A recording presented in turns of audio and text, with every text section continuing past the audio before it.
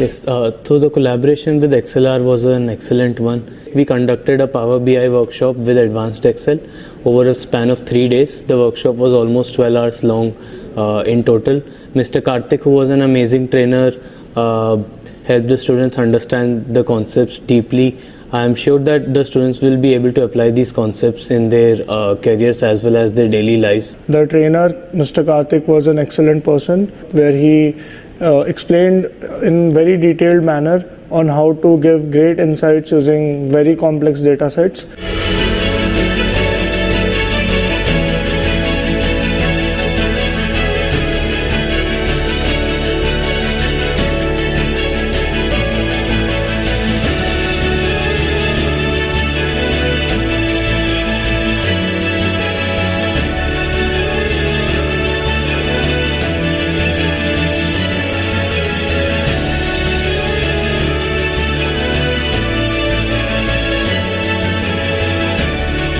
So it was a machine learning workshop.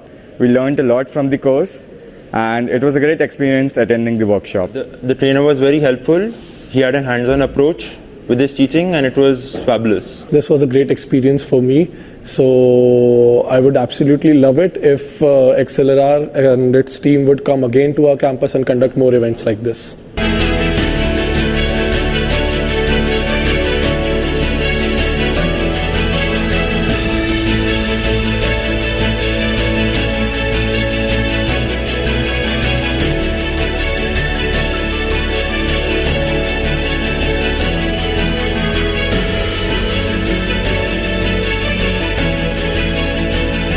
It was a great course and it started from basics and took me to a great extent. The experience of the workshop was really nice. The feedback from all the students was positive. They understood the concept. The workshop was also practical based with some questions. The experience with XLR was very smooth. They helped us in conducting the workshop smoothly right from the booking of the vendor and deciding the course till the distribution of certificates. In overall, this workshop was a success during our Technical Fest Atmos, and I thank XLR for being a part of it.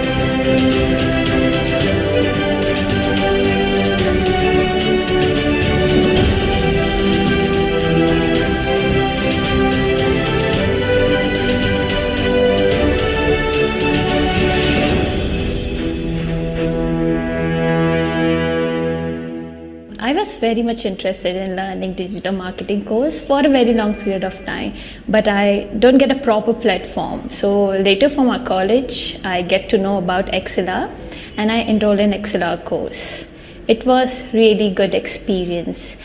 Our course has been taken by Mayur sir, and he was very good teacher. He not only focusing on theory part, he is doing how real digital marketing works, and it was in total very good experience. I get so much of knowledge here. They're not only focusing on study, they're also conducting different exam to test our knowledge, and as we are giving the exam, so to appreciate our work, they give certificates for the toppers, and along with the certificate they give hampers. Thank you, XLR. Recently, I was searching for digital marketing courses online in Google, and I came across XLR, and I attended a digital marketing course which was for 15 days. My mentor Mayur helped me for attending these classes. So he is a very informative and helpful guy. In the course end, there is a exam which I topped. So I came to the XLR office in Bengaluru. This digital marketing course has helped my career and my skills to develop, and the certificate has helped my company to join. Thank you, XLR. I came to know about this course from my college. Actually, for learning platform, this is very nice, and I learned from here ChatGPT and AI from online. Because he's teaching for me for AI generative and ChatGPT. We are using this technology in more. And after finishing the courses, I came from for collecting the certificate. I seen the classrooms and faculties. Classroom is very nice. After the completion of exam, they will give gift and certificates. Thank you, XLR, for giving these courses. I learned a lot of from this. I gained the more knowledge from here. And thank you for XLR for teaching us.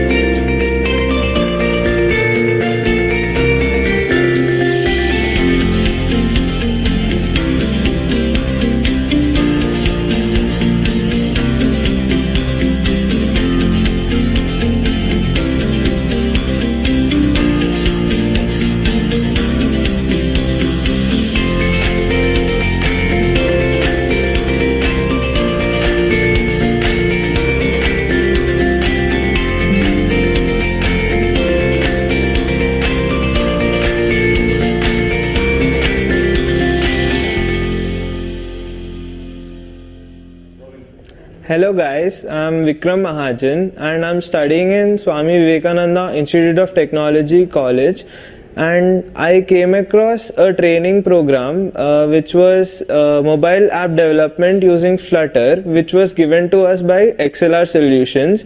I came across this program through my college faculty, who told us about this program, that it is a very good course and you should enroll in this course. So I enrolled in this course, and initially I felt really good about this course because they started everything from a very basic point of view, that even if someone who doesn't know anything about Flutter or anything about mobile app development can also learn the same way the ones who know about it are learning. So no student was left behind and everyone was given equal attention. All the doubts throughout the course were cleared, and if we had any questions also, we were like, the trainer was also ready to stay for a longer time than it was scheduled, even for the sake of doubts. So that shows how important the students are to them. So it was a really good experience with XLR's program, and by the end of the training program, I was able to develop my own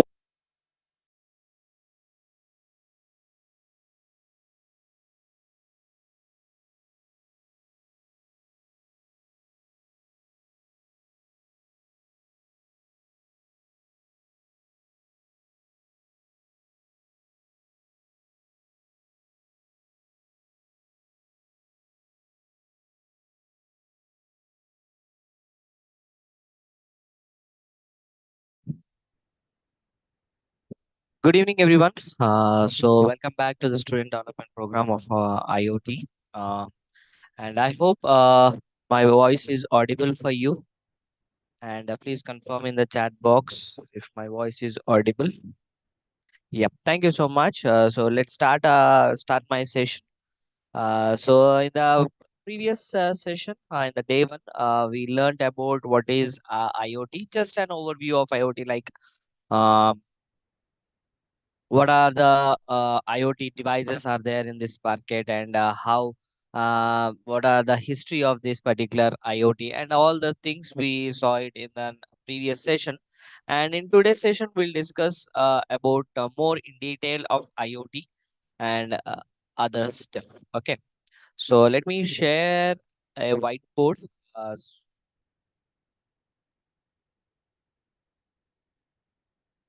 Okay, right.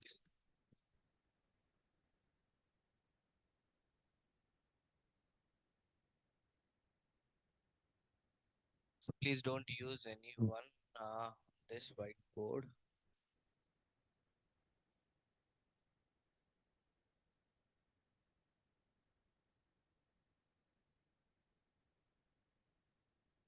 Just a second.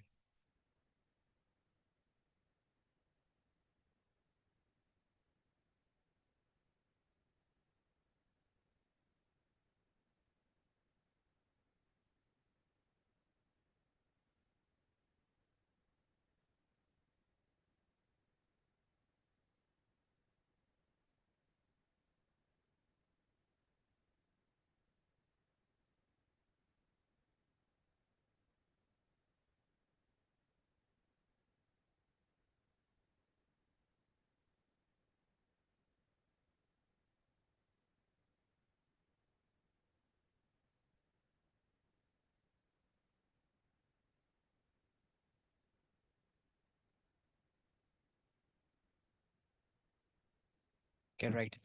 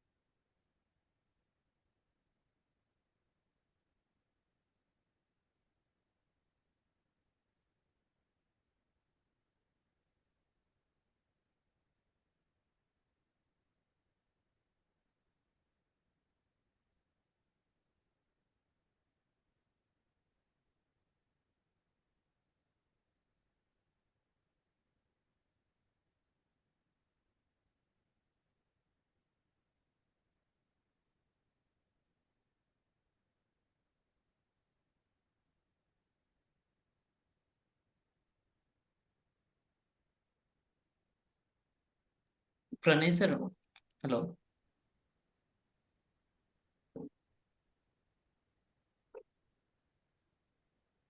Sir, if you're talking, like we're not able to hear you, sir. Our sessions. Oh, huh, now it's fine. Sorry for the delay.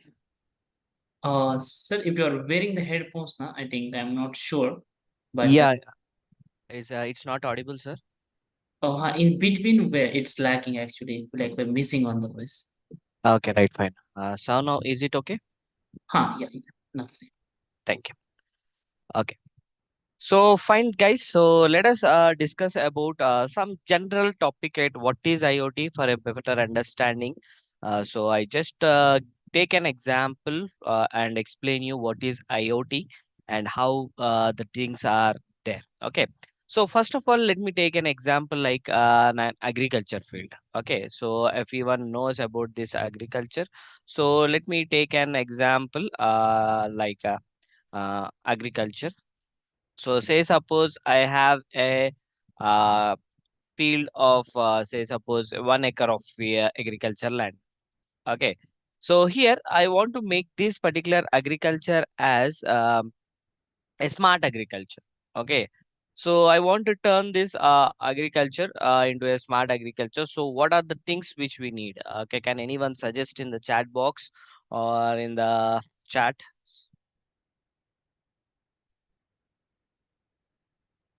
So what are the things needed to make this as a smart agriculture? Yes, right. Smart irrigation, smart water system, automatic watering. Yes, yes. As I told you from the beginning, let's make this session as an interactive session. So please give some inputs.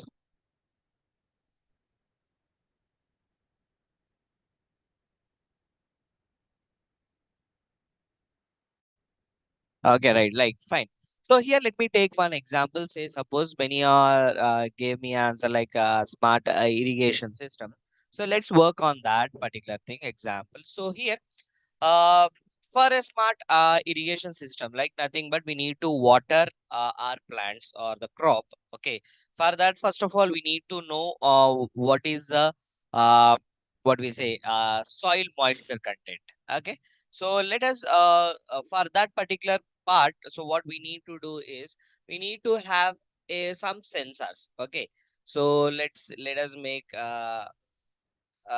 some sensor. We need some sensors. Okay, what type of sensors we need? So say suppose to calculate the moisture content of the soil, so we'll have a soil moisture sensor, right? So here, what is a sensor? First of all, what is a sensor? Can anyone tell me in the chat box? What is a sensor?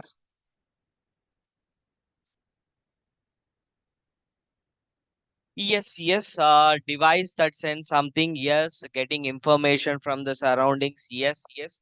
Okay, right. You have a basic idea, right? A sensor is nothing but it is a component, okay, which gets some data from its surroundings. Okay, let us discuss in depth about this particular sensor a little later. Okay, so first of all, let me take one soil moisture sensor.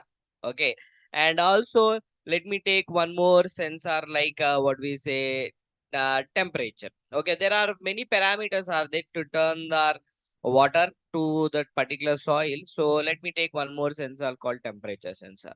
And also let me take one more sensor like a humidity sensor. Okay, so let me fix with these three sensors. Okay, I'm not going for many things. Okay, so there are three sensors are then taking this particular sensors data or sensors parameters. Okay, so we are going to calculate or we are going to get an information of that particular soil. Okay, so here for this, okay, to collect the data from this particular sensor, the sensor is just a component, like it will collect the data. And the data we need to store somewhere, right? Or we need to collect that particular data. So for that, what I'm doing is I'm taking a module.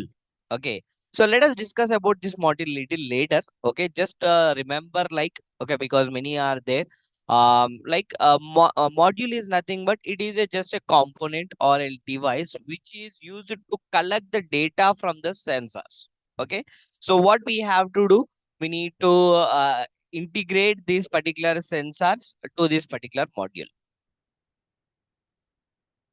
Okay, right, fine. So here I connected the sensors to this particular module. So what is this module? So this module is nothing but it collects the data from these particular sensors and stores the data into this particular module.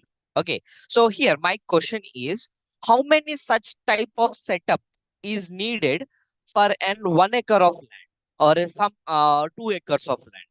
Can anyone guess?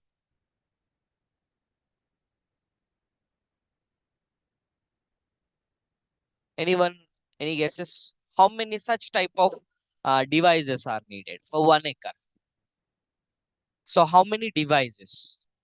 Or like the devices in the sense like how many sensors are needed or let's think that all these sensors and this module will act as one particular device. Okay, right? So it completely many are giving some answers like 10, 20. Okay, near each plant that is not possible. Because say suppose each plant it is not a mango garden, right, or mango crop. Okay, for mango means for 1 acre we have a limited number of trees. But if you go for a what we say paddy field, there are many plants are there. For each plant we can't attach all these particular things. Okay, so say suppose, okay, it again one more thing is guys, so remember, right, for it all depends upon the sensor, it all depends upon the component. Okay, so if we are taking a normal sensor, the sensor will collect the data in its normal in its area, like say suppose 1 meter or half meter. So it depends upon that particular sensor. So what we have to do is we need to keep that in our mind, what type of sensor we are using. Say suppose if you go for an industry graded applications, that particular sensors will having an industry graded sensors, that data or accuracy will be more. Okay, so for that we need to choose according to our application. So here my question is, my thing is, what I want to say here is, so it depends upon the sensor and the applications. Okay, so for instance, for what I say is, let us take say suppose five this type of sensor for a general instance, for an explanation I am saying, right, five modules are required with these sensors. So let me make like this particular module, we call this as a slave module. Okay, okay, let me take make it like a slave module. Okay, so for like that we need at least 4 to 5 modules. Okay, so let me like here one at this, say suppose this white color screen or white color space is called as 1 acre of land. So here I am installing one more slave module with all those sensors, and at all corners, let's say suppose I'm installing all these particular modules. Okay, right? So say over here one more module.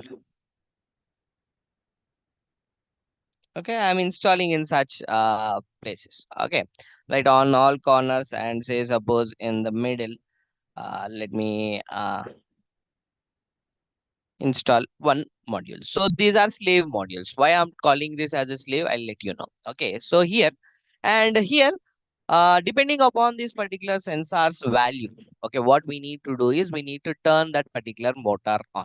Okay, so like motor in the sense, if the soil moisture content is very low, the temperature is high, the humidity is very low, what we need to do is we need to turn this motor on so that my soil will get that particular water content, and then the soil will get some particular wet content, and the crop will grow, I mean, will be in good condition. So what here things, we can't attach water to this particular slave modules.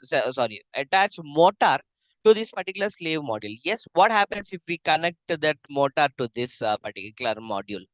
Okay, what happens? So every time when the data is less, okay, my motor will on and water will flow in all these areas. So for any crop we have only one particular motor. So here we can't connect this particular motor to this particular any one of the slave devices. Okay, so here for to operate this particular motor, what we are doing is here we are installing or we are using one more module, which is nothing but master module. Okay, nothing but a master device. What is this master device will do is, this master will device will collect data from all the slave modules. Okay, so master is just like think like this master device is your class representative. Okay, all slave device modules is nothing but your what is it, students. Okay, right? What happens over here? So the slave devices with this particular sensors data, the slave collects the data of this particular sensors and then push that particular data to the master module. So what this master module will do, will consolidate that particular data which is received from this particular slave devices. Okay, so here what I'm doing is I'm connecting this particular water pump, or what is a water motor. Okay, so I'm connecting this particular water motor to this particular master device. Understood? So here what this master device is doing, or master module is doing, so it collects the data from all the slave devices and then it process it. Okay, it collects the data from all the soil moisture sensor and get where some particular value. Okay, doing some analysis in this particular master module, and then depending upon the outcome or depending upon the output value or result, this particular water pump will be turning on and particular off. Okay, nowadays we don't have this particular single pump. There will be a irrigation system will be there. The pipes will be running all over the plants. Okay, with that particular, if we turn that particular pump on, the water will flow and then the values of these particular sensors will be varied. Okay, understood till now? Any queries till now? Any queries? You can ask me in the chat box.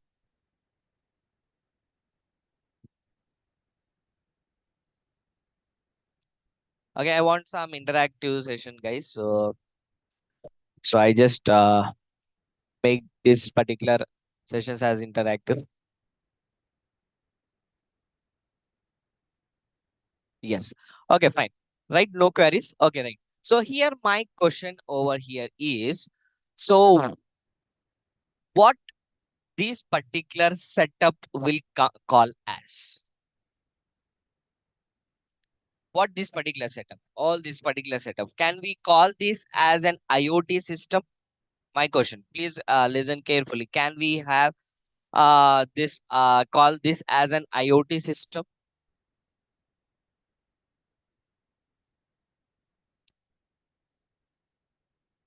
Yes, no.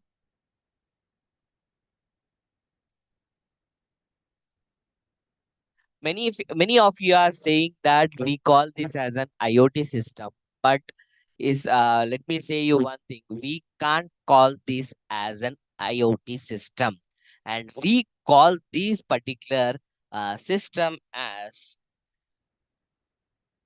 embedded systems. This is an embedded system. It is not an IoT system. Got it, guys? This is as embedded system. Okay. Then you can come across it. Then what is IoT system? Then what is IoT system? So here thing is, for a basic understanding, the name of this particular technology like IoT is having an internet. So here we are didn't come across any internet, right? We didn't connected any internet to this. Here this is a normal. So there is a slave device, there is a master device. Is it the slave device will collect the data from this particular sensors, and that particular sensors value will be pushed to the master devices from all the slave devices. So here the master device will collect the data from the slave device and do some operations inside this particular master device, and based on that particular result or the outcome, the water pump will be turning on and off based on the collected values. Okay, so here we didn't come across any internet or any communications. Okay, so then this setup we call it as an embedded system. So now I want to turn this particular system as an IoT system. Then how to turn this? So here there are many cases are there. Say suppose it is a rainy season. Say suppose, okay, according to some other weather forecast, you got a thing, right? Within 1 hour will get some rain. Okay, so then we don't need to turn this particular water pump on, right? Because anyway in few minutes or in a 1 hour rain will come. Then why to waste this particular water? If we put turn our water pump on, okay, what happens? Okay, so water will flow into the particular crop, and after that again it will rain. That water will be overflooded. That damages the crop.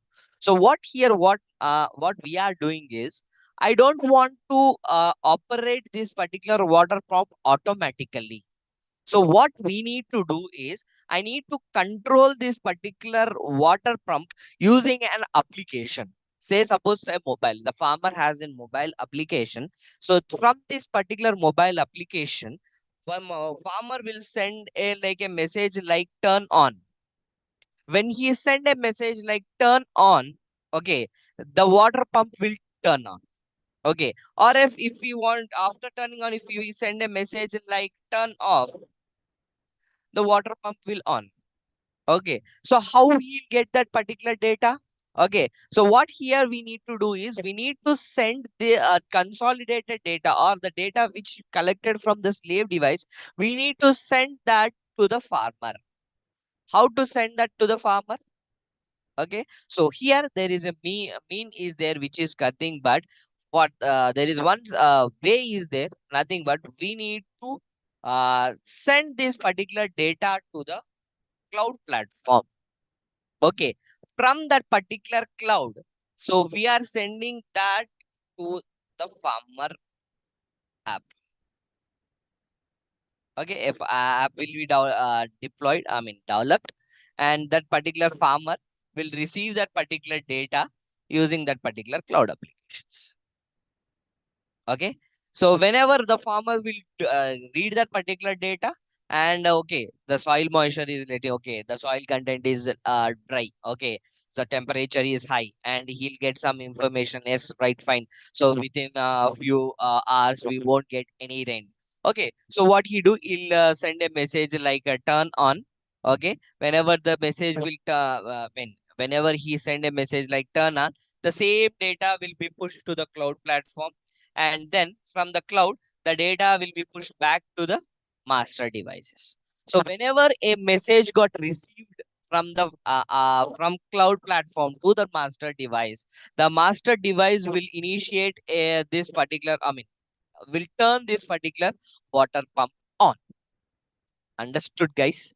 So at that particular point of time, so I mean, at that time this water pump will be on. Okay. And throughout this particular system, then we call it as an IoT system. Okay. So what is this? Whenever embedded system plus a cloud platform is there, then we call that particular system as an IoT system. Now you understood, guys. Okay. So here, if we want to call this any system as an IoT system, then we need to have a cloud integration. Okay. And there should be a bidirectional communication should be there. Then here one more thing, how the data will be transferred to the cloud and from the farmer, etc., etc. So here there should be a means which is nothing but top popular means is within nothing but internet. So using internet, the master device will send the data to the cloud platform, and from the cloud platform the farmer will receive that particular data. So by using internet. Okay. So that's why we are calling it as this particular system as an IoT system. Okay. So which is that the IoT means Internet of Things. So things are controlled by using internet. So that particular system, we call it as an Internet or IoT systems. Now you understood, guys, the overview of an IoT. Got it? Any queries you can ask me now. Okay. So don't get confused with an embedded system and an IoT systems. So embedded system is completely different and IoT system is different. So in technical concept, if we attach or if we integrate cloud system to store the data and to that embedded system, then we call that as an IoT systems. Okay, we'll go in deep about this particular what is embedded system, what is cloud, and what is IoT in deep. So this is just an example for your understanding. Is it clear, guys? Okay. All right. So let me I come back. Someone asked some queries over here.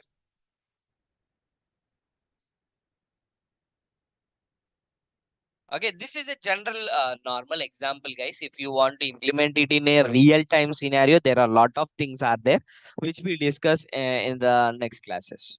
So these slave devices we can place at any place, guys. It is not fixed that we need to place it in the corner or in the middle. So it depends upon our crop. Okay.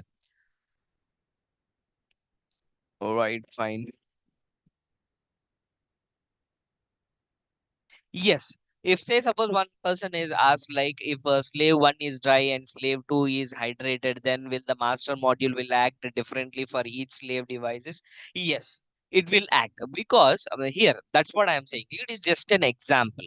So if you want to implement in a real time scenario, the question over here is say suppose this slave one is dry, the soil moisture sensor it gave is very dry, but from the slave 4 the soil moisture sensor gave like it is almost not dry, it is wet. Okay, how this master device will do? Master will device will act. Okay, and there are different cases are there. Okay, so whenever the device in that particular scenario, what we have to do is we need to automate this particular pump. So we need to divide our agriculture field into say suppose 4 to 6 parts. Okay, and from for each part we need to connect a pump. Okay, if that particular part having a soil moisture is dry, so we need to turn that particular pipeline on, and that particular area will be hydrated, or that will be wet. Okay, so that is what, if I'm just giving an example. If we go in deep, there are a lot of things are there. Okay, so I hope it is clear for you. Yeah, so this is an overview of an IoT systems. Okay, so let me go back to our uh, presentation. Right. Right. So this is about example of an IoT. So let us go. So this is a big picture of an IoT, how these things are there. So I told you we have a sensor, okay, and that particular sensor data will be transmitted to the some other device which we call it as a module. Okay, right now I told you like a module. I'll explain you what is this module, what we call it as a module, what is the functionality of a module in the further classes. Okay, so here we call it is as a wireless sensor network. Okay, and here, so here, let me go back. All right. So here again, one more point I forgot. So here the transmission, okay, from the slave device to the master device, there are a couple of ways are there. Okay, so how the data is transmitted from slave module to the master module. So okay, there is a two means are there, like wide communication or wireless communication. Wide communication in the sense we need to transfer that using some wires. Okay, so but that is not recommended, because in the farm there will be animals will be roaming, or some vehicles will be roaming for some pesticide, wherever the farmer will go to sprinkle that particular fertilizers or pesticides, etc., etc. So wide is not recommended, and we go for wireless communication. So again, for the wireless communication, there are many protocols are there, like Bluetooth, Zigbee, some other protocols, etc., etc. That we'll discuss a little later. Okay, right. Fine. So here we are transferring the data to this particular wireless sensor networks, or to that particular slave modules using some protocols, and from that particular devices, slave devices to the master devices. So here the master devices we call it as a gateways. Okay, what is meant by a gateway? So here this master device we call it as a gateway. What is this gateway? Can anyone respond me? Okay. And what is meant by a gateway? So very simple, right? Gateway is nothing but it is a gate. Okay. What gate will do? It will allow the data from outside to inside, and from inside to outside. It's just like an entrance media to transfer, exchange of data. Okay. So this particular gateway also functionality is also the same. Okay, with more features are there. We'll discuss that little later. Okay, so here sensors data will be transmitted to the slave device. From the slave we are transferring to the master device. From the master device, using some other protocols, the data will be transferred to the cloud platforms. So there are many cloud platforms are there. Okay, from that particular cloud platform, we have an application. Okay. From applications, nothing but just like a farmer, how he is visualizing that particular data. So even the cloud directly, we can't go for the cloud because as you know, cloud is having that bulk amount of big raw data will be there. The farmer doesn't need that particular. The farmer need the end user or the consumer or the particular customer needs only the consolidated data, not all the data. If you have all the data, then the consumer or the user will get confused. So the cloud platform will implement that particular, what will do some analytics or will do some analysis in that particular cloud, so that will give you only the consolidated data to the user. Okay. So this is a big picture of this particular IoT. Got it?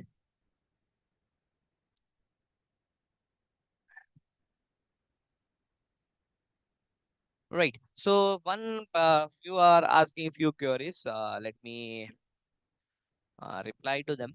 Okay.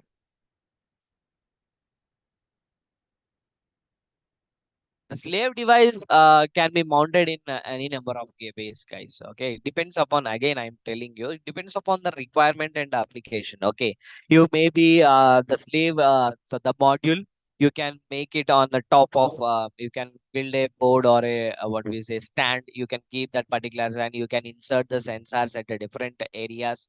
Like that, it depends upon whenever you how you are implementing, how you are mounting that. Okay. So it depends upon applications. Okay, right. So this is a big picture of this IoT. Okay. So as I told you, embedded systems. Let us work on that particular. What? Let us learn about this particular embedded systems. So can anyone tell me what is an embedded system? Just now I gave you an example. With that particular example, you can tell me what is an embedded system.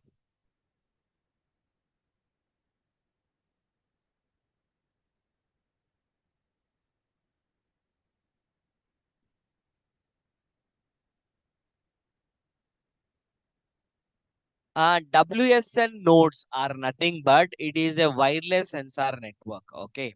So it is nothing but it is acting as a slave devices. Okay. Just remember for now, for this particular point, WSN nodes are nothing but the slave device and gateways are nothing but the master device. Okay. Just remember whenever we go in deep, we'll work on that particular thing. Okay. Right, I got many answers. Almost all the answers are perfect. So here, let me go in deep. Right. So this embedded systems is of two names. One is like system and embedded. So first of all, let us discuss about what is a system. Okay. Then we'll go for embedded system. Okay. So first of all, what is a system? Okay. Say suppose we use this particular term in many ways. Okay. So we call this in our thing in our college or in our school, home, we have a system. System is nothing but we generally call it as a desktop system or a laptop. We call it as a system. Okay. So first of all, what is meant by a system? In a general political manner also, we call it as a system. So what is a system? Okay. So let me tell you what this what is a system means. It is nothing but it is a systematic arrangement in which all its units or components are assembled to work together according to the set of rules. Okay, let me tell you one example. The example which is there in the slide. Watch. Okay. So here we call that watch as a time displaying system. Say suppose we have an analog watch. Okay, not smartwatch, analog watch. Okay, so this analog watch will having three hands, like seconds hand, minutes hand, and hours. Am I right? So here these three hands are placed in such a way that all the vendors, all the manufacturing people are following some set of rules. What is that rules? The hours hand should be at the bottom, the minutes hand should be on the top, and the seconds hand on the top of the minutes hand. If say suppose if I am building a watch, okay, if say suppose I installed in such a way like I made it in reverse. If the seconds hand at the bottom, hours hand in the middle, minutes hand at the top, if you will you buy that particular product? No one will buy it. Everyone will say that this is a mistake. It is not a product. There is some error in it. Okay, right. So that thing we won't call that as a system. Why? It is not following the rules. And in the same way, so here there should be a systematic arrangement should be there. Even though if you go for any CPU, there should be a systematic arrangement will be there. Okay, in that particular CPU, you have a hard disk, you have a fan, you have an SMPS, everything are independent, but all are working for a one particular product or one particular system. Okay, so although they are different products, but they are assembled at one particular point and they all are working for one particular system or one particular component or one particular board. Then if that particular these things are satisfying in any product or any device, then we call that as an embedded system. Understood, guys? So sorry, it is called as a system. Okay, so system is nothing but it is a systematic arrangement in which all its components and units are assembled to work together according to a some according to the set of rules. Okay, so these particular systems are of two types. One is a general system, another one is an embedded system. So general system is nothing but if that particular general, if we are using that particular system in a general purpose, okay, then we call that as a general purpose system or general purpose computer system. So because say suppose we have a laptop, we are using this particular laptop or a desktop for not only for one purpose, we are using for multiple and number of targets are there. Okay, so that type of things we call it as a general purpose. Okay, and the next one is nothing but we call it as an embedded systems. Okay, this is a different category. So what is this an embedded system? So embedded system is nothing but it is a combination of software and then hardware. Okay, and this is designed to perform a specific task or a particular task. And this particular task should be completed in a given amount of time.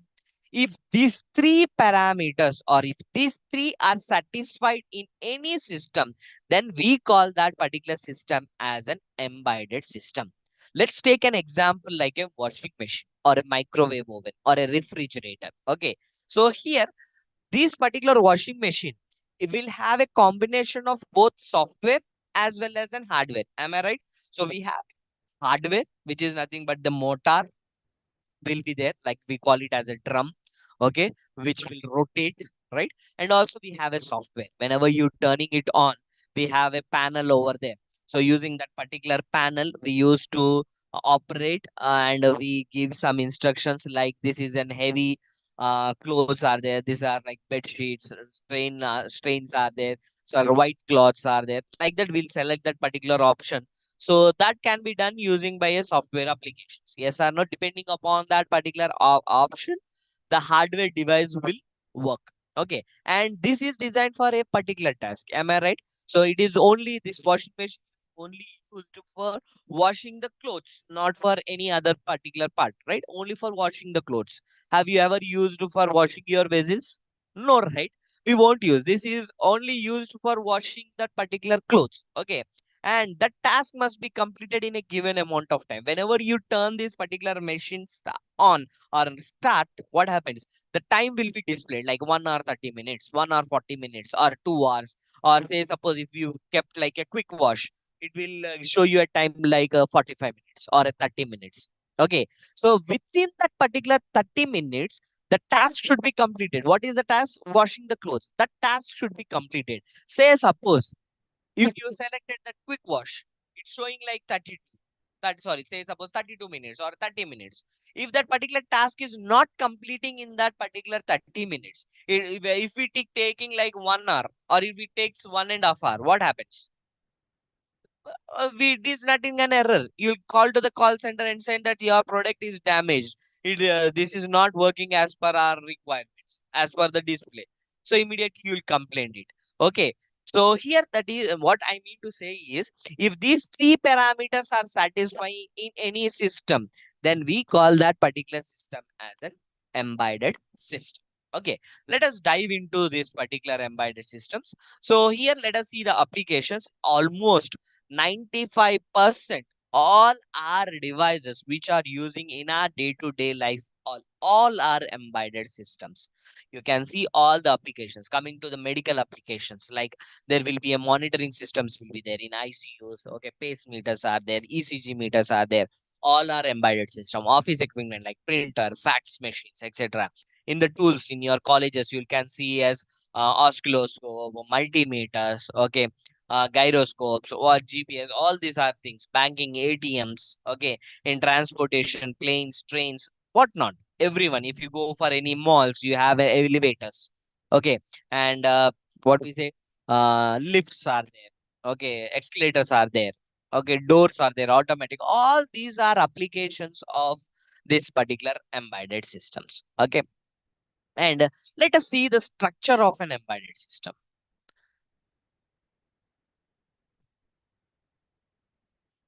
Right. Here, structure of an embedded system. Here, generally, these embedded systems will be having three elements are there, out of which one element, the last one, is an optional. Let us discuss that. So, first of all, as we discussed, it is a combination of a software and a hardware, right? So, even this embedded system is having this hardware element and a software element. Hardware element is nothing but it is a controller or a processor or some sensors. Okay, okay. So we'll discuss about these processors and controllers little later. Like there will be a hardware sessions or hardware elements will be there, and another one is a software. Let's take an example like washing machine. Okay, so we have an hardware and we have an software, and the third one is a real-time operating system. Okay, so this particular operating system is not included in all embedded systems. Okay, it depends upon our application. Okay, you know, right, what is meant by an operating system. So if you want to run this particular laptop or your mobile phone, we need to have an operating system. Without operating system, we can't imagine a system, right? So previously we have a what we say, mobile phones without operating systems, based on Java or Nokia 1100, that we don't have any operating systems. But right now, all our systems, all our things will have an operating systems. Okay, we'll discuss this operating system also in detail. But remember one point: this operating system, real-time operating system, is not always included in embedded system. It depends upon the applications and requirement. We include this particular operating system. So in general, we have an hardware and we have a software, and operating system is an option. Okay, right. So here in this is a in detail version of this particular what we say, embedded system. Okay, so first thing, we have a sensor. Yes, that if you remember the example in the starting thing what we discussed, right? So that is a sensor. Okay, what is a sensor? It is nothing but it transfer the physical entity into an electrical signal. Okay, let me come to that particular point. So here, what is a sensor? So here, the sensor is a component. Am I right? So what is it? Say suppose temperature sensor. Okay, so temperature sensor is there. So whenever we are connecting this particular temperature sensor, it will calculate the temperature and how we get that particular values. Okay, so here you need to remember one point there. So the output of this particular sensor is a electrical signal or nothing but it gives some voltages. Okay, try to remember. I'm going in deep for an understanding. So here the sensor. So there is a physical medium is there. So the temperature it will calculate, and the output of that particular sensor is always a voltage. Okay, a digital analog. Okay, so here say suppose electrical temperature sensor, the output will be a electrical signal or some in analog. Okay, so here in that particular example, let me go to that example. So here, if you see this example, so here this is having a sensor. Okay, right? So what is this sensor is doing? It collects the data from the surroundings. The data will be shifted to the slave devices. Am I right? So it will be transmitted. Data will be transmitted to the slave device. So and what is this slave device? Okay. So for instance, remember this slave devices, it might be a microcontroller, or let me go for this controller.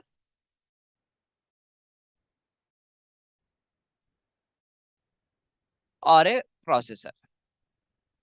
Okay, so it might be a controller or it might be a processor. Okay, let us discuss about the controller and processor a little later. Just remember the controller or processor. This is just like a CPU or CPU. Okay, so here this particular CPU does not understand, it won't understand that particular electrical signals, or it won't understand that particular values. Only it understands the binary data, zeros and ones. Am I right? Nothing but a digital form. It won't understand the analog form. So what we have to do is, in between the sensor and the processor, we need to have one more component or one more thing, which is nothing but ADC, which is nothing but analog to digital converter. Okay, what this converter will do, which converts that particular analog signals into a digital format. So why we need to convert that? Because the processor only understands the digital format, not the analog format. All our processors, our controllers only understand this particular digital format. So what we have to do, we need to convert that analog values into a digital value, a digital format using a converter, which is nothing but analog to digital converter. Okay, right? So here to this particular processor, okay, so we connect this particular memory. Why? Because we need to store that particular values, right? So for that particular purpose, we need to have this particular memory. Okay, so leave this aside. Okay, right? After that, so coming back to this particular example, okay, if you see here, this particular water pump, is also an analog component. Am I right? This is not a digital thing. Okay, we need to give some voltage. Okay, so if we give like 1 or 0, it won't understand. Am I right? So what we need to do, so this particular master device, it is also either a controller or a processor. Okay, right? So this particular water pump, we need to send some analog signal. Okay, nothing but some voltages. Am I right? So we need to send that particular voltage. So how we need to send? This processor um understands only the digital format. So for that particular purpose, what we need to do, we need to have this particular D2A converter. Nothing but it converts the digital data into an analog format. Okay, that is what this particular EAC will do. Digital to analog converter. If we are having ECE students over here, or is triple E students, they understand it better. Okay, so there is analog to digital converters, or digital to analog converters are there. We use that particular converters to convert the data from analog to digital and digital to analog values. Okay, because the actuator will understand only the analog values. Okay, so it compares the actual output with stored output in the memory and select the current. Okay, this is what then A2A does. Understood? So here I mentioned like, so in terms of, let me explain one more time, in terms of hardware. So these particular basic embedded systems will have this particular component. So one is the sensor, which converts the physical sense of data into an electrical signal. And then we have analog to digital converters, we call it as an ADC, which changes the analog converter or analog values into a digital one. Okay, we have a processor. So what this processor will do, which process this particular digital signals, okay, which received from that particular sensors, and it will store them in the memory. Okay, and then we'll having a DAC, digital to analog converters, is also available over here. So which will convert from digital data to analog data. Got it? Right.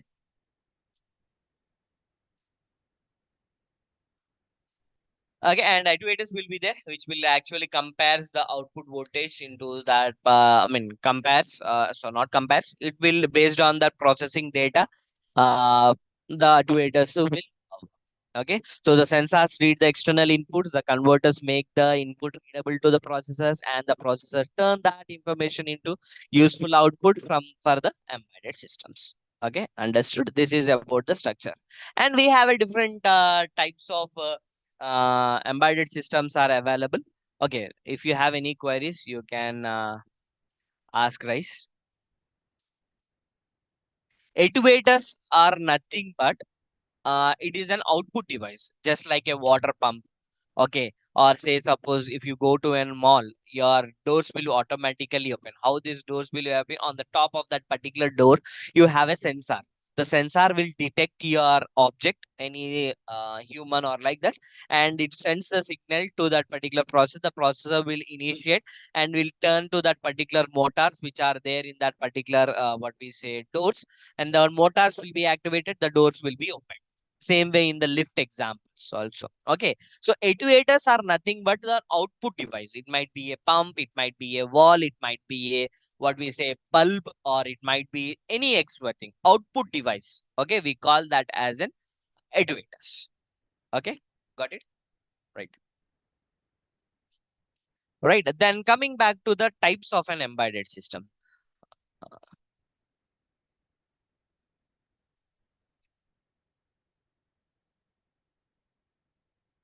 Okay. So just a second, guys. I'm getting some queries. Yes, what you said, that TV, that is correct. Yes, there are some advanced industry graded or more what we say sensors are there, sophisticated sensors are there. So directly in that particular sensor, we can do the programming part. So if you want to do the programming part in that particular sensor, definitely we need to have a component inside that, nothing but an controller or a processor. Okay, so because of this particular nanotechnology advancement, the processors or the controllers will be having in very small in size. So what we are doing is we directly writing a code or a programming to that particular what we say processor and a controller. So in that particular sensors device also inbuilt there will be having a processor. Okay, right.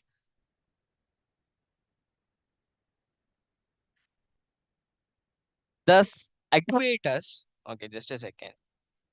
These actuators will understand only analog form. The processor will having only the digital format. If you send that particular signal digital format to this particular actuators, it won't understand, because this digital is nothing but zero and ones. If you send anything like zero, the actuator won't understand that what is meant by zero. If you send one, the actuator won't understand that particular one. Am I right? So what we are doing, we are converting that particular zeros and ones. Okay, there will be a binary data. The binary data will be converted that into some voltage format. That is what this converter will do. Okay, so the processor will understand only digital format, and the actuators will understand only analog format. Okay, so that's why we having this particular D2A converter. Okay, right. So let me move further. So these are the types. So based on that particular performance and based on the functionalities, we have this thing. One is real time based on performance and real time standalone network things are there, and mobile uh, types. And here small scale, in depending on the performance, we have small scale, medium scale, and sophisticated. Let us discuss based on this. So one is mobile embedded systems, which are nothing but small sizes systems that are designed to be portable. Okay. So one is digital cameras. So these digital cameras, we can use it like a portable device, right? So that devices, we call it as a mobile and embedded system. Don't get confused with the mobile. Mobile in the sense portable. Okay. So networked embedded systems, which are nothing but these embedded systems are connected to a network to provide the output. Okay. So example is nothing but home security systems or a point of sale. Home security systems are nothing but surveillance cameras. Okay. Suppose any that sense cameras are connected to a network. Okay. Point of sale system. Point of sale in the sense nothing but we have this particular swiping machines, right? So that particular swiping machine, that only task for that particular swiping machine is to detect that particular one, to take that particular money from the card. Okay. So we need to have internet connection to that, network connection to that particular device. If network is not there, our processing transactions won't happen. Am I right? So here that the device we call it as a point of sale device, and that particular system we call it as a networked embedded system. And the third one is nothing but a standalone embedded systems. Okay. So it is like an we have this will have perform a specialized task. Okay, so it is just like your calculator, MP3 player. So it is an standalone embedded systems, and real-time embedded systems are there. So which gives an required output in a defined time interval. Okay, so these real-time systems are used in medical industries or military sectors because these are responsible for time critical tasks. Okay, so that's why we call this as an embedded real time embedded systems. And then one more example is like traffic control system. Okay, and next one is based on the performance. Okay, um, we have an small scale, medium scale, and sophisticated scale embedded systems. So small scale is nothing but we use a 8-bit microcontroller. Okay, we'll discuss that what is this 8-bit and what is this 16 and 32. So if the devices or the microcontrollers falls below 8 and below bit, then we call that as a small scale embedded systems. And medium scale has nothing but in between 16 to 32, which is we call it as a larger microcontrollers. Okay, and sophisticated more than that. Here in this sophisticated scale means nothing but we generally use some algorithms which in the software and the hardware um, th things, okay, which require some complexities. Okay, configurable things are there. Okay, so PLAs or PLCs will be acting as in this particular scale or in this particular sector. Okay, so like a small scale, medium scale, and sophisticated. It all depends upon the bit architectures. Okay, right. And so this is an overview of an embedded systems. Okay, the system with an integrated with hardware and software for doing a specific task. Okay, so it is a specific task oriented. There are some intelligent objects will be there. It is just acting like an static intelligence. So static intelligence is nothing but if and else. Okay, so you know, right? Hope you all know about this static. Okay, static is an if and else. If that condition is true, it will execute. Else, that other statement will be executed. If and else, that is a static analysis. Okay. So in general, this is a building block of an embedded systems. Okay, we have an inputs, we have an outputs, and in between that we have a controllers or a processors. So inputs might be sensors, buttons, touch panels, whatever, etc., etc. Output will be an LEDs or LCDs and a Bluetooth. Okay, so this is an overview of these particular embedded systems. Okay, just for our understanding, I'm just showcasing it. So in this particular processor, we have a CPU and a memory unit will be there, and some bus interface controlling unit will be there. So the sensors will connect to that particular CPU, and from this particular system, we connect that to some other actuators, etc., etc. Okay, so let me skip this. Okay. Now let me come back to this IoT system. This is what I explained you in the example. So system with integrated with hardware and software, and also cloud comes into the picture in this particular IoT system for doing that particular task. Okay. So if that cloud is there in a system, then we call it as an IoT system. So this is a specific task oriented system with some learning mechanism will be there here in this particular IoT systems. Okay, so in this we have a dynamic intelligence will be there. Okay, so it can be learned by its particular set. Okay, so this is about IoT system. Okay, right. So let us see the difference between this embedded system and then IoT system. Okay, so IoT system is an embedded system by default, but these IoT systems will act as an agent which keeps collecting the data and broadcasting the data to algorithms. Okay, so which will keep predicting the parameters involved in the maintenance and securities. Okay, so this kind of intelligence is there in this particular every IoT device. So this is a small difference. I hope you are aware of these particular things. Okay. All right. Before moving to the next one, if you have any queries, you can ask.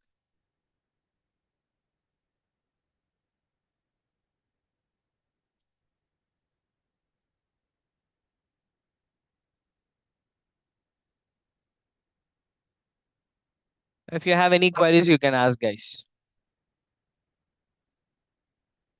If it is clear, you can also say that it is clear, your understanding.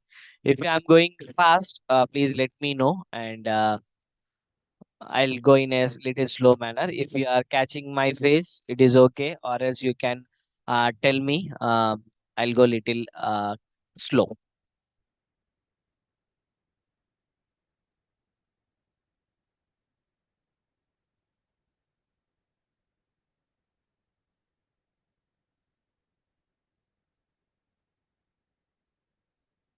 Okay, right then. So,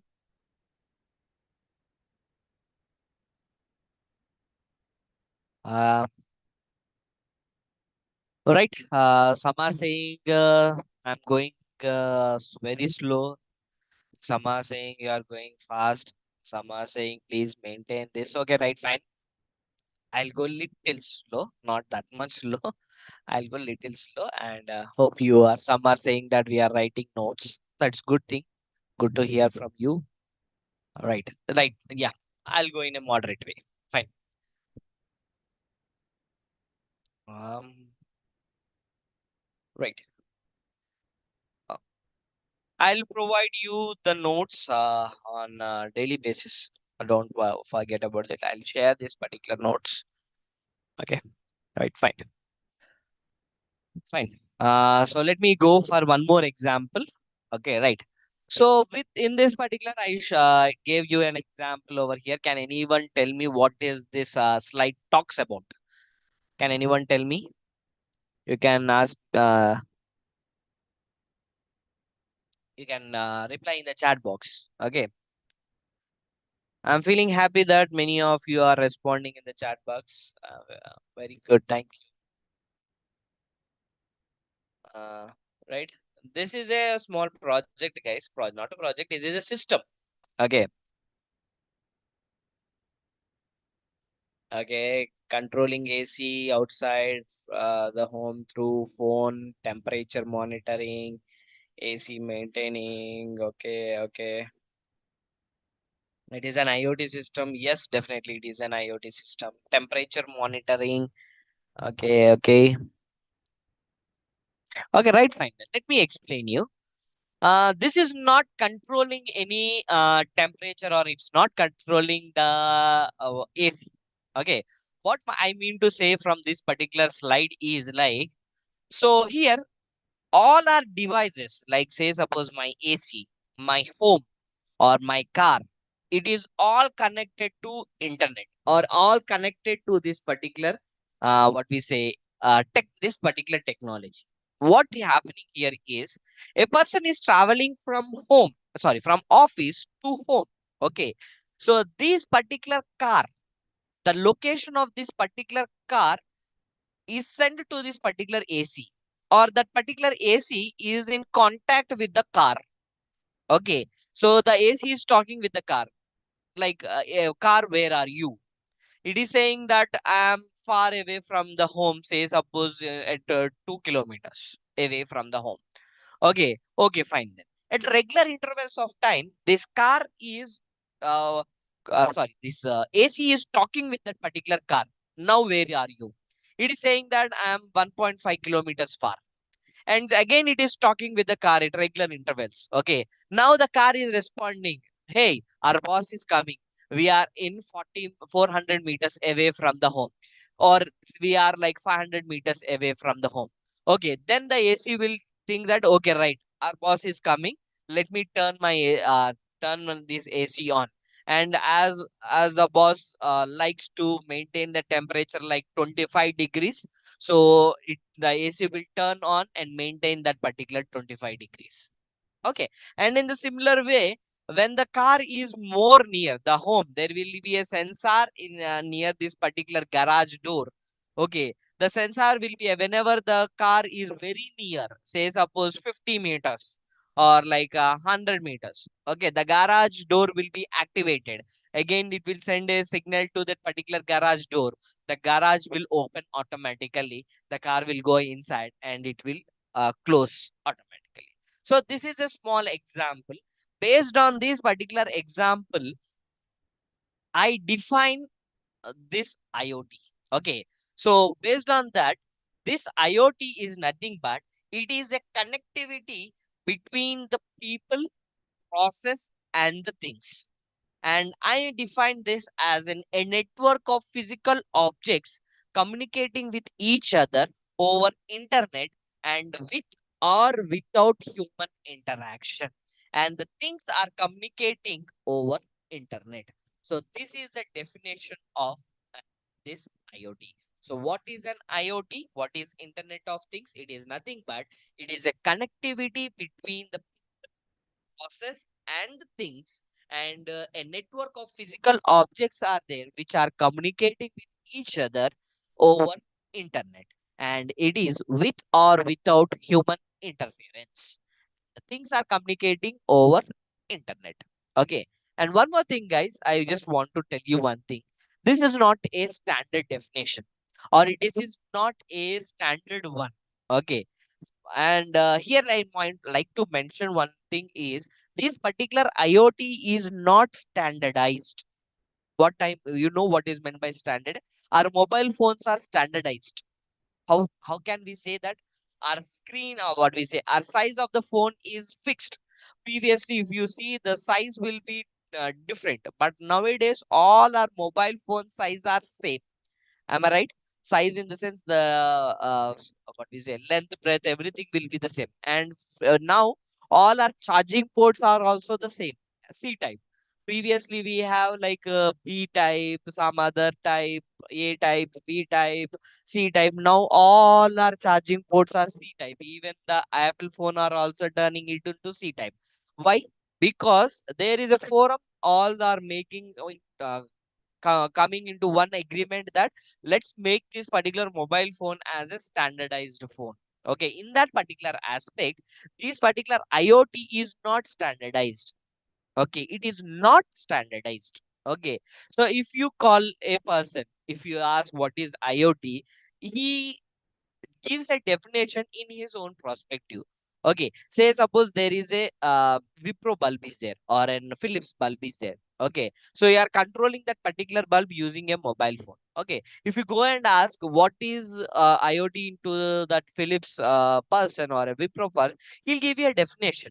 Okay, and if you go for like a Tesla car, even Tesla car also using this particular IoT. If you ask that Elon Musk, he will give us in his own style. Okay, right? So the definition is not same. Okay, but the concept is the same. Understood, guys? I hope it is clear.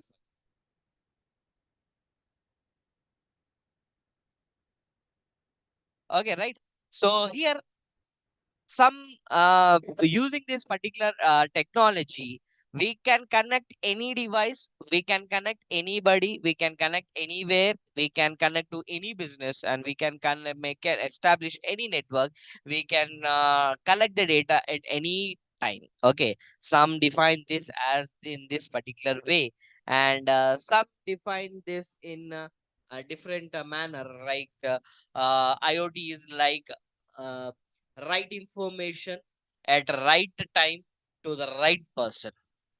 Okay, some define this in that particular aspect, like right information at right time to the right person is nothing but this particular IoT. And there are various names are there, but all these are falls under the one concept. Okay, so let me tell about this is an IoT, which is nothing but internet things and data, and their internet of people, that is also the same concept. Internet of objects, okay, IOO, this is also the same concept. And network of smart things, okay, same concept. And internet of everything, like people, process, data, things, that is internet of everything, IoE. Machine to machine communication and world size web and Skynet. So these are the different names are there, but all falls under the same category. Okay, here I just want to focus on one particular name, which is nothing but Internet of everything. Okay, so right now we are at this particular point, Internet of everything. Okay, now the term IoT is changing its terms or changing its name into IoE. Okay, Internet of everything. What is IoT? Internet of things, right? Now here it is changing into Internet of everything. Everything in the sense you can connect everything. You can connect your body to internet. You can connect your what we say chair to internet. You can connect your dog. You can connect your cat. You can connect to your plant. You can connect to your farm. You can connect to your house. Whatnot. Before the invention, at the time of the invention, in the beginning, no one thought about this particular connection. No one will thought about that, like we can connect internet to fan. No one thought that we can connect internet to what we say tube light. Okay, nowadays everything is going in that way. Am I right? So you can turn your fan on using internet. You can turn your light on using internet. Yes or no? So now that IoT got is changing into internet of everything. One best example is like cheetahs in Kuna National Park. We got some cheetahs. To that particular cheetahs, a collar is attached. Am I right? Okay, what is that collar? Okay, nothing but it is tracking that particular location of that particular cheetah. Am I right? So that is internet enabled. Am I right? Using that internet, we are going to track that particular things. So that's why we call that as an internet of everything. Now the term got changed, and we and future we call that IoT as internet of everything. Got it? Right. Right. So here, why do we need an IoT? Yes, we need an IoT. Okay. Here, one example is there. By seeing this particular example, you can understand these particular things. So a patient will be there if it is a like a patient is there at home, if his heart rate is not good, if his temperature is high. Okay, what happens? A message will be sent to the hospital. Okay, the immediately ambulance will be sent to that particular person, pick him up. Okay, immediately get back to the hospital. Okay, the doctor will check if the operation is needed. He'll do all the medicines will be given, prescription will be there. Nowadays, we are converting that all our medical things. Okay, even government is also initiating all our data, medical records are uploading in the cloud. So they are giving an unique ID with our name and everything. So if you go to that particular doctor, if you say your ID, all your prescriptions, everything will be displayed in that particular screen for the doctor. Okay, so we don't need to carry any reports of our previous cases. Am I right? So that is what we need. So because we are making these things little bit smart, so that's why we need this particular IoT, right? Right. So benefits. Why do we need again and expand? Right. So here we need to interact, contribute, and collaborate to the things. And these are few benefits of this particular IoT. Okay, effective resource utilization. There will be a security will be there, minimizing the human effect, and which saves some time for us. And there is a development of AI through this particular IoT, etc., etc. Okay, so let us go one more concept, which is nothing but the key features of an IoT. So before going to this, if you have any queries, uh, you can ask me in the chat box. If not, we'll continue.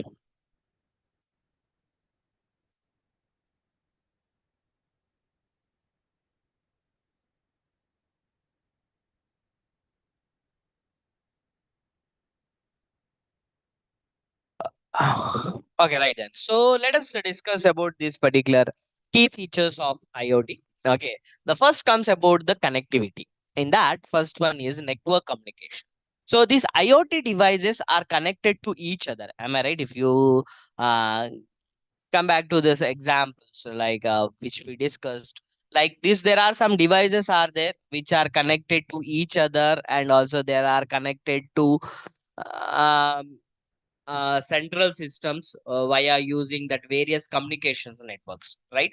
Like Bluetooth or Wi-Fi, Zigbee, LoRa's, or cellular communications, etc., etc. So this connectivity enables this data exchange and the coordination among these particular devices. So that is a key feature of that. And there's an interoperability. What is interoperability? So these systems are from different vendors or different manufacturers. Okay, if you buy a sensor from one vendor, so that is from the one vendor. If you buy a module, that is from one vendor. So here we have a different what we say devices or things from different vendors, but they must work together seamlessly. Okay, so that is what we call it as an interoperability. Right. So, and the next one is data collection and analysis. Okay. So, in that, the first one is the sensors and actuators. Okay. Right. So, IoT devices are equipped with sensors to collect the data from their environment and actuators to interact with it. For example, the temperature sensors, the example which we discussed. Okay. So, there is some other devices, GPS modules are will be there. So, those are the sensors and actuators. And real-time data processing will be there, like IoT systems can process this particular data in real time, provide the immediate insights and the immediate actions. Okay, so this is crucial for applications like real-time monitoring or real-time controlling for any devices. So this real-time data processing is very important. And next one is the scalability. So that large scale deployment. So IoT systems are designed to handle a large number of connected devices, which makes them scalable to support each other from the smart home point of view to a smart cities. Okay.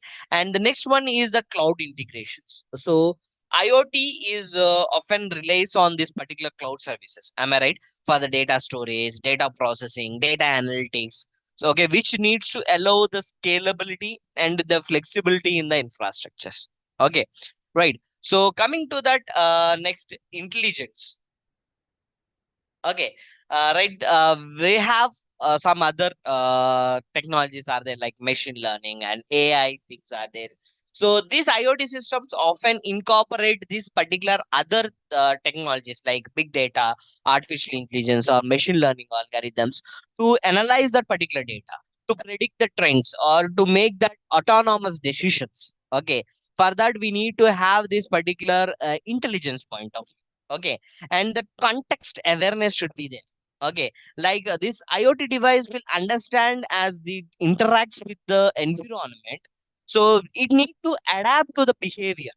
Okay, so based on that conceptual information, so like say suppose time of what is the time of a day, location, user interface. Say suppose if you are using a smart street light.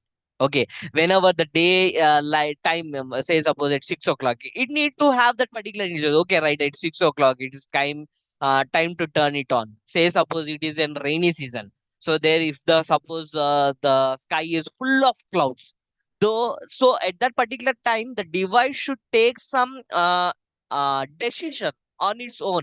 Okay, it is full dark, oh, no, let me turn, even though it is in a daytime. If the clouds are more black clouds are there, we'll get like pitch it will be more dark, right? At that particular time the device will have that particular intelligence to turn that particular lights on. So for an IoT system, that is very important. That is what the context awareness. Okay, and the next one is automation. So nothing but self-configuration. Okay. So many IoT devices can automatically configure themselves within a network and adapt to changes without any manual intervention. That's what I'm saying. That the example which I told you, right? The same thing. And remote controlling and monitoring. So these IoT systems allows user to monitor and control devices remotely via using like mobile phones or a tablets or a system, computers, etc., etc. And the next one is very important, a key feature for this particular IoT, which is nothing but the security. So data encryption. So to ensure this data privacy and security, this IoT system should use these encryption methods to protect our data transmitting between the devices and the servers. Okay. So whenever, as you know that encrypted data, if you are directly transmitting, there is a hackers will be there which can hack our data, which can alter our data. So data encryption is more important whenever you are transferring the data. and also authentication and authorizations. You know, right? These devices will be need this authentication mechanism to verify whether you are an authorized user for that particular device, or any to prevent unauthorized usage of that particular. So that is what the security terms. And there are few other things are there, like energy efficiency, low power consumption. So all our devices should designed to operate at minimal power. If a device is a good device, if it is consuming more power, then it is a waste of using that particular device, right? Am I right? So many IoT devices are designed to operate on minimal power, okay, which using that energy efficient protocols. And some devices will have sleep modes to extend the battery lives. Okay, energy harvesting. So some devices can harvest energy from the environment. So nothing but like using solar panels. So reduces the need of that external power source. That is what the smart street lights is all about. We have a solar power panels will be mounted on that. So they use most of the time they use this particular solar power, and if it is drained out, they'll use the nominal power supply. Okay, and mobility and geolocations, GPS and location services will be there. So include and enable data tracking or location based services according to that application. So this is particularly important for the applications like asset tracking. So the best example is your whenever you keep an order in an Amazon or a Flipkart, you will keep an eye on your product, right? Your that particular things. So where it came, so that is what the things, mobile integration. So IoT devices often integrate with mobile devices, which provides the user with access to data and control on the go, and user friendly interface. That is also very important key feature. So these IoT systems provide this user friendly interfaces, like mobile apps, web dashboards. So which make it easy for the user to interact with that devices, or to control with that particular devices. And voice control and assistance, yes, as you all know, best example is Amazon Alexa, okay, Google Assistants or Apple Siri. So these are like voice assistants. So we can integrate these particular devices to our applications or home applications. You can control your IoT device using this particular voice controls. Okay, and the last is nothing but reliability and resilience. Okay, like fault tolerance. So it need to be resilient to some failures, with mechanism for fault detection, self repair, redundancy to ensure the continuous operation if there is any faults. And definitely we used to send a notification to the user, say we there is some error, try to rectify that particular. And quality of service will be there, like IoT networks often use this quality of service protocols to prioritize this critical data, to maintain this reliable communications, even in the uh, in different environments. Okay, so this is about the key features of an IoT. Okay, right. So I hope it is clear. I have few questions over here. Let me reply to that. If you have any queries, you can ask, guys. So basically, IoT is something which leads to connectivity. Yes, something partially it is like that. IoT is something like it is all about the connectivity. Yes. So not only the connectivity, there is that connectivity is one particular step or one particular component in that particular IoT. Okay.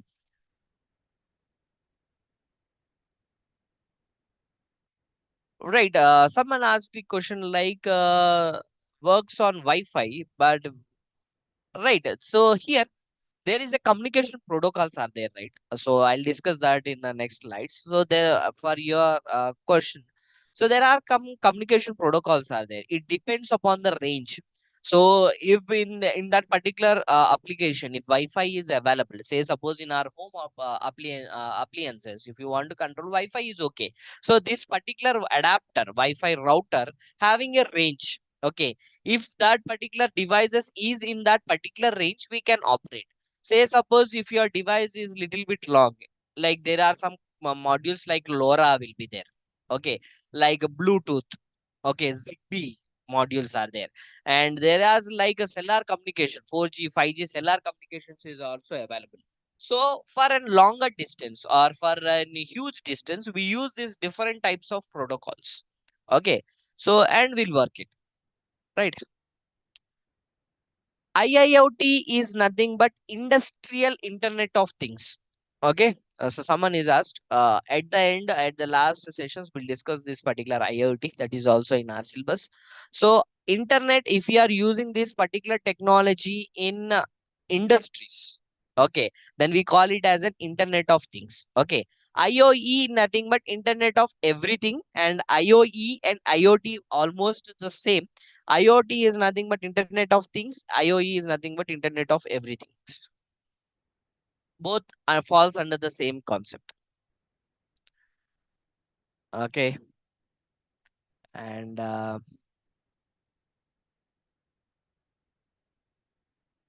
range. What about what range? Okay, someone have any more appropriate question? Okay, fine. So this is about this particular key features are there. So if you have any device, if you are developing any product, IoT product or IoT device, you need to keep all these things in your mind, and you need to develop. Okay. So next thing, this IoT, I call this particular IoT is as a 4D technology. It is in my terms, don't compare it with other things. I call this particular IoT is a 4D technology. Okay, D stands for data. Okay. So first one is data collection. Okay, first D stands for data collection, which is nothing but data has to be collected from the agents in the system from outside world. Okay. And the second D stands for data storage, which is nothing but the data should be stored in a secured place. Here we call that as in cloud. And after storing the data in the cloud, we need to visualize that particular data, and also we need to analyze that particular data. Okay, so these are the 4D Ds in this particular IoT. And in the further classes, we'll discuss and we'll try to work on these particular 4Ds. First of all, we learn whenever hardware sessions are there. So first of all, we learn how to collect the data. Okay. And after that, we learn how to store that particular data in the cloud platform. And after that, we'll see how to visualize that particular data. And we'll see that analysis part also. We'll go with it in the step-by-step step procedure in our hardware sessions, right? So this is what we call it as an IoT as a 4T technology. This is what I mentioned you, the example which I told. And here one more thing, here is there at the end, you can see that predict and act. So this comes in this particular analysis, guys. Okay. So what is this analysis? Whenever the data is there, suppose there is any unwanted things are there. I told you, right? It will be notified to the farmers. Okay. So farmer, okay, right? The soil say there, you need to react to that particular data. Okay. So the farmer will react. Okay. So it send a message like turn on the motor. Okay, like that. That is what the predict and act that will comes under this data analysis. Okay. There are some layers are there in this particular IoT, like sensors layer, which is all of sensors, WSN layer, wireless sensor, network nodes, and we have a router layer. Router layer is nothing but the gateway layer, and we have a cloud layer, so which will send the data to that particular cloud. Okay. So we'll discuss about these things in detail about what is meant by cloud, what is this sensors layer in deep when in the further classes. Okay. So here IoT platform, which is nothing but the cloud platform, this is also very important. So there is a gap between this IoT device and IoT applications. You can see that IoT platform is an integrated service that fulfills the gap between the IoT device and the applications and offer you to bring the physical objects online. Okay, so these are the hardware devices are there. So middleware IoT platforms, which are nothing but the cloud platforms. So which will be acting as an intermediate between the applications and the hardware. Okay. So how IoT platform will help? Okay. So this IoT platform will connect the sensors and the devices. And also it will handle different software communication protocols and hardwares. Okay. And this platform will provide some security and authentication for the sensors and the users. And also this IoT platform will collect the data, visualize and analyze and gathers the information from the sensors and also the devices. Okay. IoT platforms are nothing but the cloud platforms. Okay. So what are the available platforms? These are the different platforms. I hope you are aware of this particular IoT platform: AWS, Microsoft Azure, Google Cloud Platform, IBM Watson, Arctic Cloud, Bosch IoT Suite, ThingWorks. So these are the different platforms are there for an IoT point of view. Right, like AWS, Azure, that is a famous, popular cloud platform. Okay. And these are the different IoT applications. Let me, right? These are the things. Got it? Right. So that's it. Let me go for some other concepts. Just give me some time, just few minutes.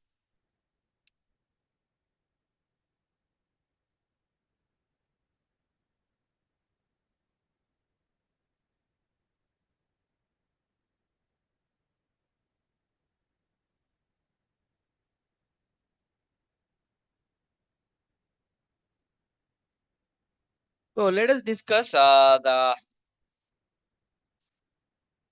components of an IoT. With this, we'll wind up our session. So try to bear with me. So as I told you, there will be some couple of theoretical sessions will be there. So we need to know that particular theory part. Okay. So these are the components of IoT.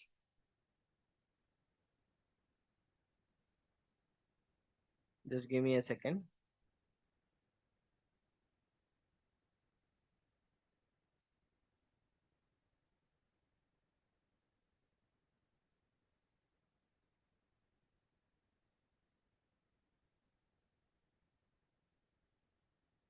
Right.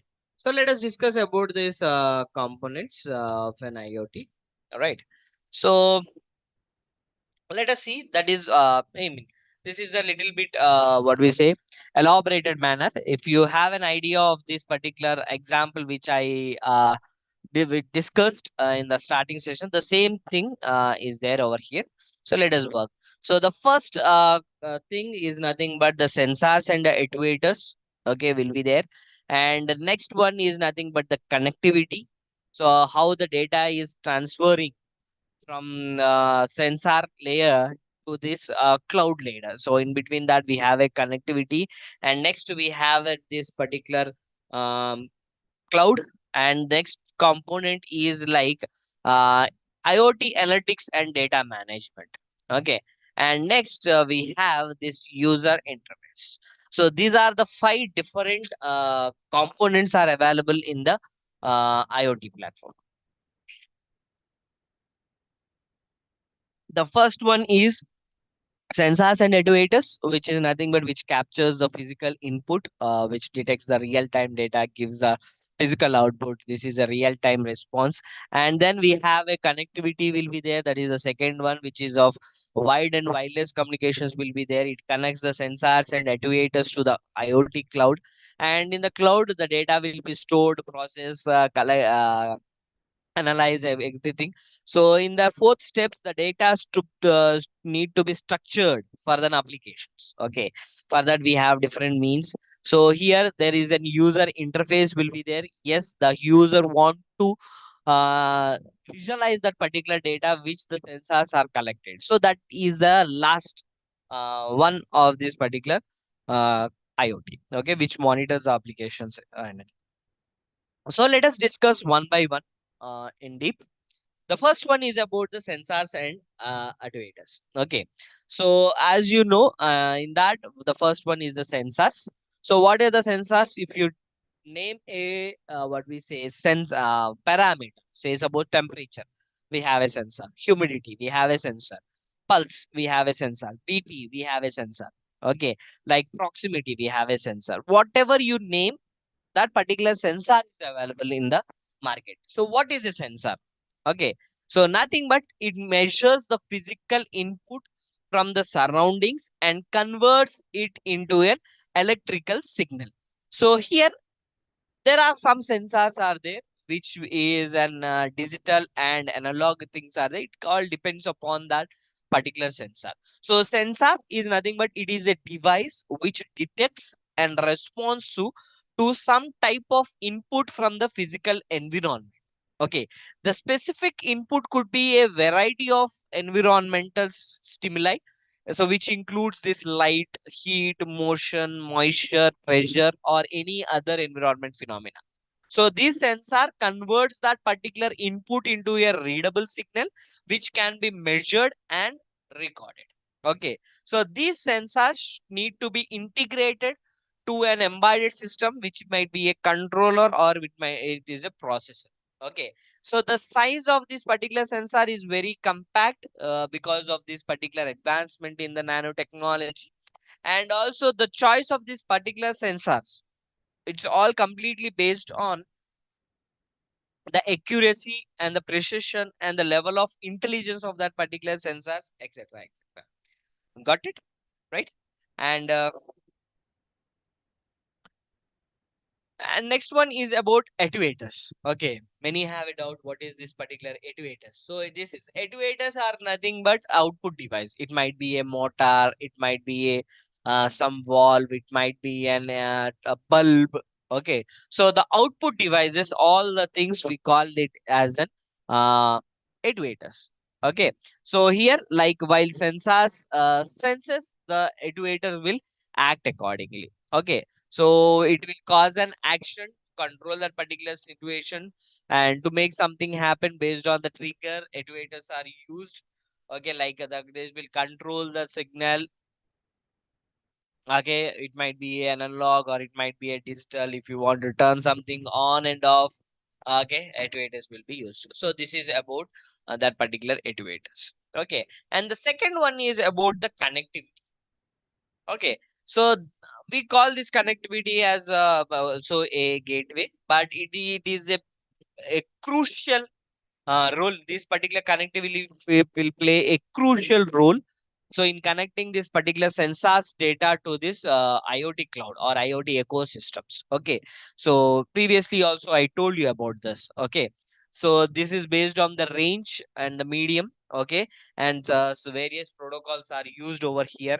So cellular communications will be used, or Bluetooth will be used, Wi-Fi, LoRa are there. So it all depends upon that. So here, let me show you there's various protocols which are there.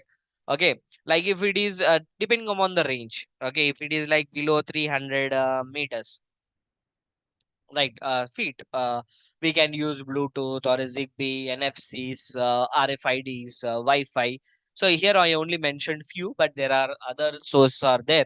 Okay, and if it is more than like 5 kilometers like that, you can use like 2G or 5G the cellular communications. Okay, even more also you can use. And for the more things, there are some other what we say protocols are there like LoRaWAN, Sigfox, narrow band IoT. Okay, these are the different protocols are used for this particular what we say transmission of data. And here, this gateway is also plays a prominent role in transferring the data.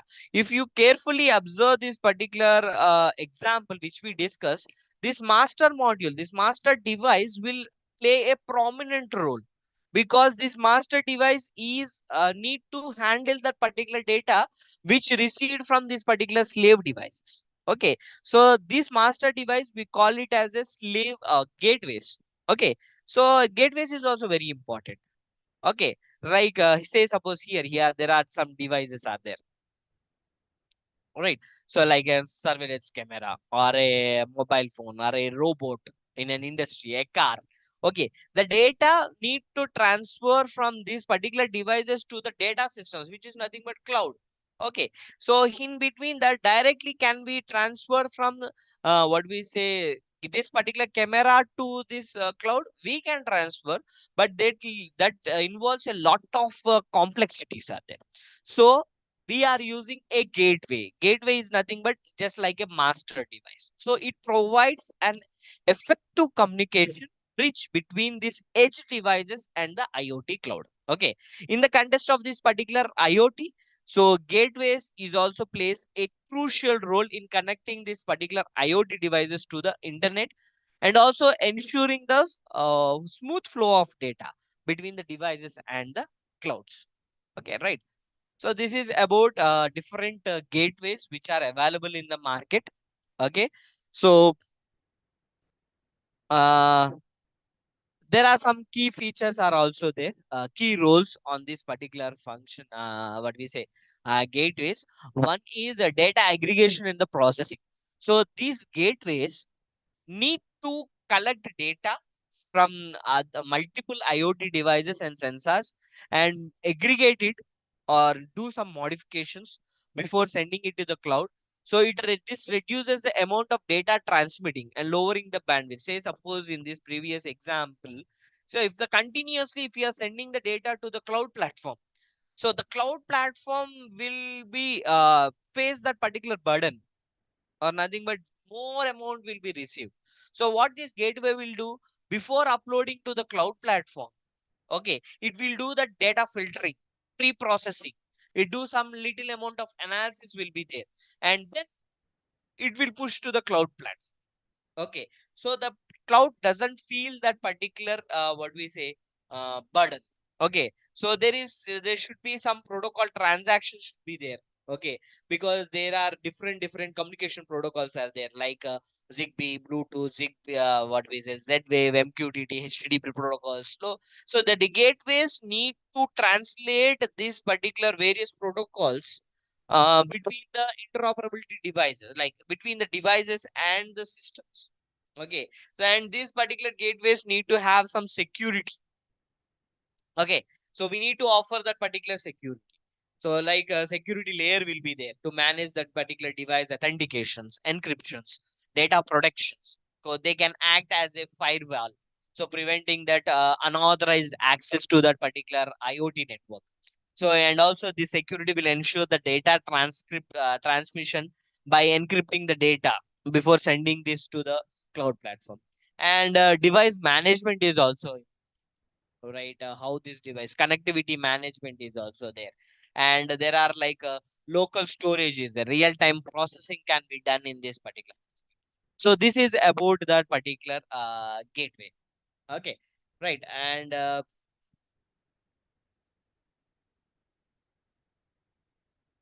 right. So next thing is about the cloud platform. Okay, so right, there are different types of clouds are available over here. Like these are sale for cloud, all these particular cloud platforms. So this IoT cloud is also a crucial role by providing the infrastructure, servicing tools which are necessary for the managing, processing, storing the uh, vast amounts of data generating by this IoT events. There are some key roles are there. Okay. Uh, right. So one is like data storage and management. So this particular cloud should offer these scalable storage solutions for larger volumes and data generated by these IoT devices. So this data can be stored securely. We need to retrieve it whenever we needed this particular data. So here we have this data management systems will be there. Okay, like DBMS. I hope you know about few CSE people will know, IT people will know about this particular DBMSs, which are used to organize, which are used to manage the data efficiently. And the data processing and analytics are there.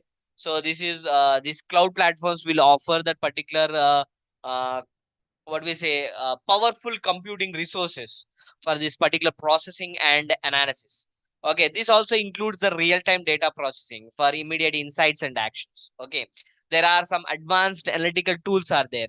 Machine learning algorithms will be implemented to extract that valuable insights, to detect the patterns, to make the predictions. Okay, all can be done in this particular cloud platform. And next is data manage, device management. So this cloud platform provides a platforms for managing our IoT devices.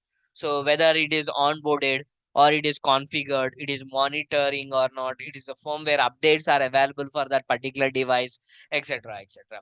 So it enables this remote management of devices, which reduces this physical intervention. Okay, for that particular device. Okay, and next one is the scalability and flexibility. Okay, some clouds offer the scalable infrastructure to grow with increasing number of connected device data volumes. As you know, the IoT devices are increasing rapidly. So what we need to do? So this particular cloud platform need to provide that particular scalable infrastructures. Okay, and some other concepts are there like interoperability and integration should be there. The cloud platform will secure that particular data, and also in these cloud platforms should have that particular application development should be there, SDK should be there, frameworks to, need to build to deploy this IoT data, connectivity and communication should be there, how you are communicating this, and real-time monitoring and alerts should be sent. So these are the different things are there in this particular cloud.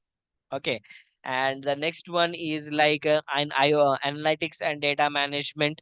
So you know, right, why we need analytics to extract the data, to data aggregation, data analysis, and data classifications. Okay, for all this purpose, we need these particular things.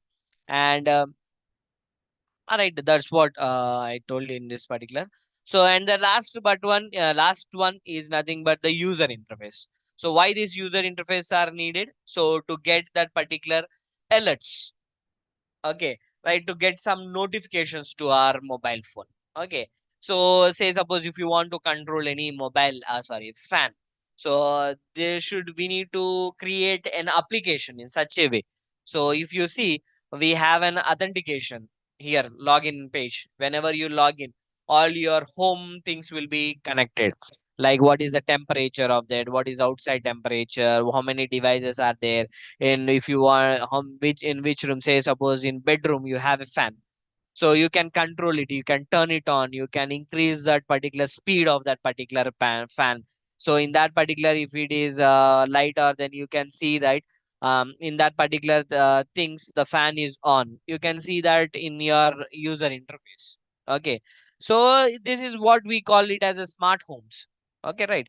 So that user need to have this particular what we say interface, so the task should be monitored and control the field devices for the users. Okay, and there are like different types of things are there, notifications, emails, alerts, alarms, and it should be a bidirectional. So the device should whenever a command is sent from the user from his mobile phone, that command should received by that particular device, and that command should be executed. Okay, that live feed is also available. So this is a user interface, which is also one more component in this particular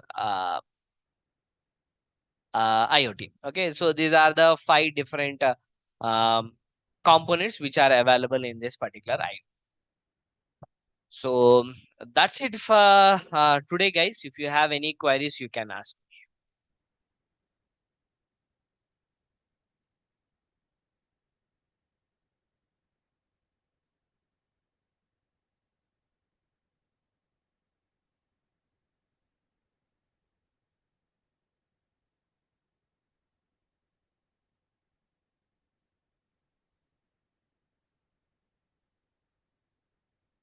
So if you have any queries, you can ask, guys, regarding these components.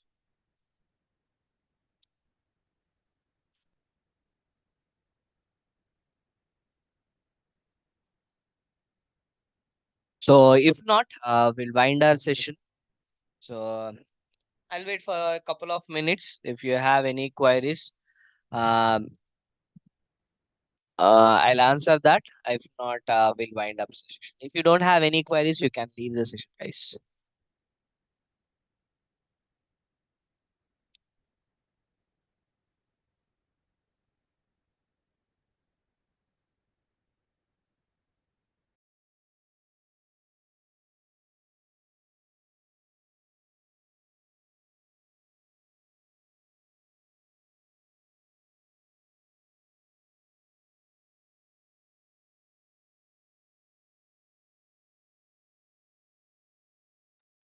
Okay, right then, guys. I hope there are no queries. I'm getting a good feedback. Thank you very much. And that's it for today. Have a nice day. Have a nice night. Tomorrow we'll meet again at 7 o'clock sharp and try to attend and don't miss the classes. And thank you so much. Thank you for attending. See you tomorrow.